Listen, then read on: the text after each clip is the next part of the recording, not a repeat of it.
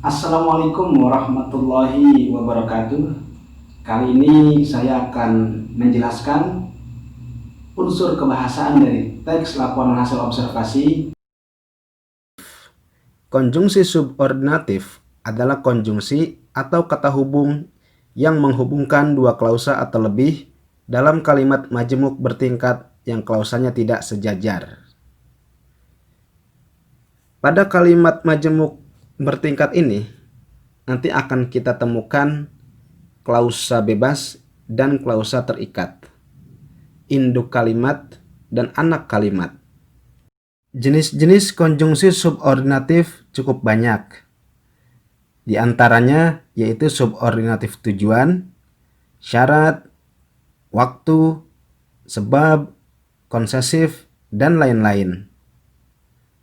Konjungsi subordinatif tujuan yaitu konjungsi yang fungsinya menghubungkan dua klausa atau lebih yang kedudukannya tidak setara yang menandakan hubungan tujuan. Di antara konjungsinya yaitu agar, supaya, dan biar. Contoh, kita harus rajin belajar agar pandai. Kita harus rajin belajar, itu klausa bebas. Agar pandai, itu klausa terikat. Klausa bebas adalah induk kalimat, sedangkan klausa terikat adalah anak kalimatnya. Konjungsi subordinatif syarat. Konjungsi subordinatif syarat yaitu konjungsi yang fungsinya menghubungkan dua klausa atau lebih yang kedudukannya tidak setara atau tidak sejajar yang menandakan hubungan syarat. Konjungsinya jika, jikalau, asalkan, bila, dan manakala. Contoh dalam kalimatnya, jika sudah selesai, Anda boleh pulang. Jika sudah selesai, itu anak kalimat, Anda boleh pulang, induk kalimat. Atau anak kalimat itu adalah klausa terikat, sedangkan induk kalimat itu adalah klausa bebas. Klausa yaitu satuan bahasa yang minimal terdiri dari unsur subjek dan unsur predikat. Anda, subjek, boleh pulang, predikat. Itu klausa bebas, yaitu klausa yang bisa berdiri sendiri. Sedangkan jika sudah selesai, itu adalah anak kalimatnya, karena dia tidak bisa berdiri sendiri. Seandainya kita pisahkan, kita akan membacanya seperti ini. Jika sudah selesai, seperti ada yang menggantung atau seperti harus melanjutkan lagi. Maka itulah yang disebut dengan klausa terikat. Perlu klausa tambahannya. Lain halnya jika kita membaca klausa bebas. Seperti pada contoh tersebut. Anda boleh pulang. Nah, jelas kan? Nah, dia bisa berdiri sendiri. Konjungsi subordinatif waktu. Konjungsi ini menandakan hubungan waktu.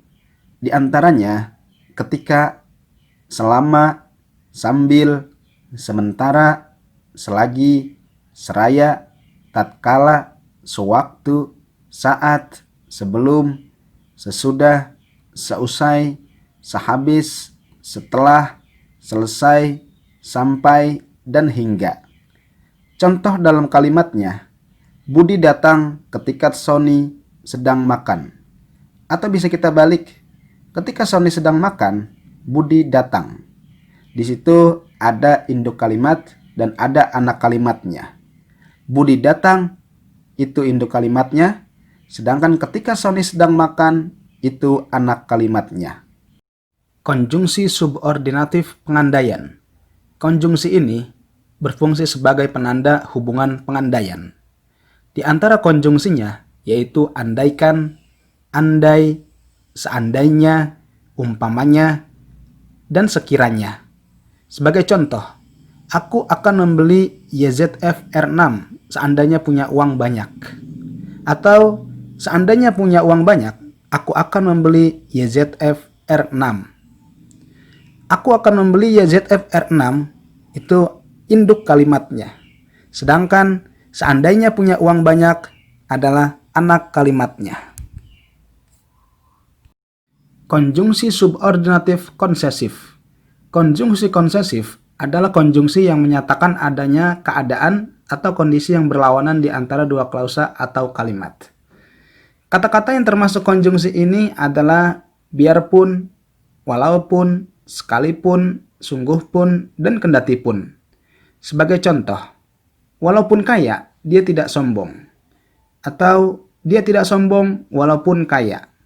Walaupun kaya, itu klausa terikat karena dia terikat dengan klausa lain. Atau anak kalimat, dia tidak sombong, itu induk kalimat atau klausa bebas karena dia dapat berdiri sendiri. Konjungsi subordinatif perbandingan, yaitu konjungsi yang menyatakan adanya kesamaan di antara dua klausa atau kalimat. Kata-kata yang termasuk konjungsi ini adalah bagaikan, seakan-akan, seolah-olah, sebagaimana, seperti, sebagai, laksana, ibarat, dan alih-alih. Contoh, mereka berdua mirip sekali, bagaikan pinang dibelah dua. Konjungsi subordinatif sebab. Konjungsi subordinatif sebab merupakan konjungsi yang menyatakan adanya hubungan sebab di antara dua klausa atau lebih. Kata-kata yang termasuk konjungsi ini adalah sebab dan karena. Contoh, Fadlan tidak masuk sekolah karena sibuk menjadi pengurus HUT RI. Atau, karena sibuk menjadi pengurus HUT RI, Fadlan tidak masuk sekolah. Fadlan tidak masuk sekolah adalah induk kalimat atau klausa bebas. Sedangkan karena sibuk menjadi pengurus HUT RI itu adalah anak kalimatnya atau klausa terikat. Konjungsi subordinatif alat. Konjungsi subordinatif alat merupakan konjungsi yang menyatakan bahwa salah satu klausa merupakan alat dari kegiatan atau aktivitas yang dijelaskan dalam klausa sebelumnya. Yang termasuk konjungsi ini adalah dengan dan tanpa. Contoh, Reza memotong kayu dengan gergaji. Konjungsi subordinatif cara. Konjungsi subordinatif cara merupakan konjungsi yang menyatakan bahwa suatu klausa merupakan suatu cara dari sebuah kegiatan yang dijelaskan dalam klausa sebelumnya. Yang termasuk konjungsi ini adalah dengan dan tanpa. Contoh, Fabio Quartararo mengendarai YZR M1 dengan hati-hati. Konjungsi subordinatif atributif.